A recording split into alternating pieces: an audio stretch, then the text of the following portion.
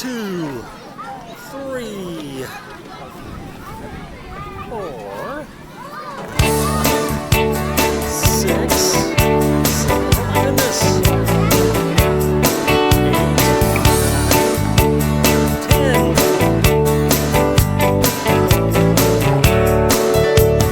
What would we do without children in our world? What would we do? What would we do?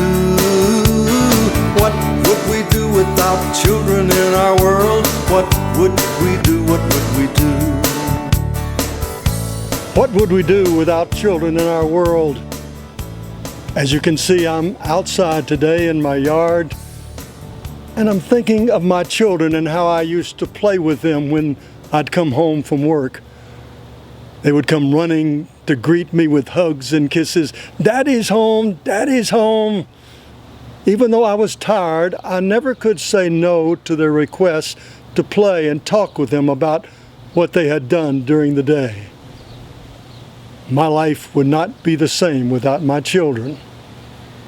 My wife and I have 4, 2 boys, 2 girls.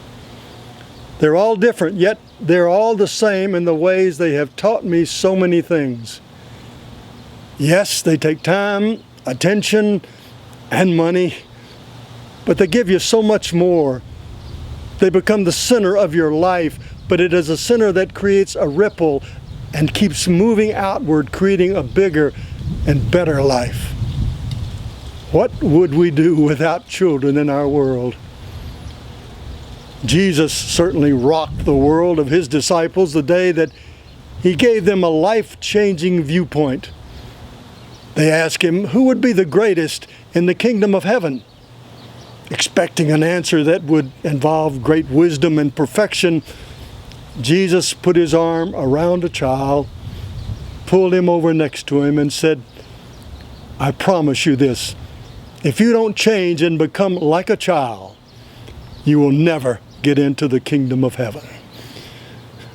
Yes, like a child, humble like a child, hopeful like a child, joyful like a child, loving unconditionally like a child. Children in so many ways are our salvation. They teach us how to be Christ-like. They are our key to the kingdom of heaven. That's why I truly believe the words, out of the mouths of babes come gems. One day, 2 brothers were bullying my preschool son in the play yard of our apartment building. They kicked him and made him cry. He said through his tears, "You're supposed to love one another." Well, they kicked him again, but this time he kicked him back in a way they felt it and said, "I told you, you're supposed to love one another."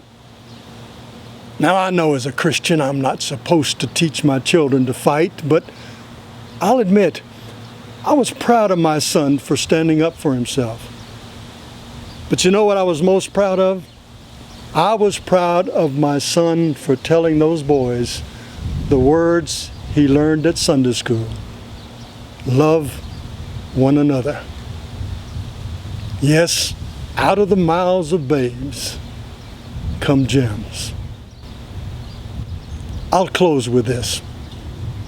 In my preaching, I always feel quoting famous people gives power to the message because we respect these people and the words they say. But these words are not from a famous person, but they were powerful because they come from a person who has a great love for children. My wife, Pam. She writes, "Isn't it wonderful that where there are children, there is a constant gift of life that keeps us growing forever faithful to God's purpose for our lives?" Yes, what would we do without children in our world? Thank you, Pam, for reminding us. This is our call. Oh,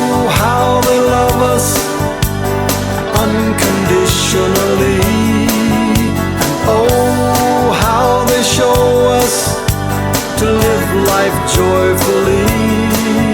And oh, how they teach us our priorities. When they say, please daddy, won't you play with me?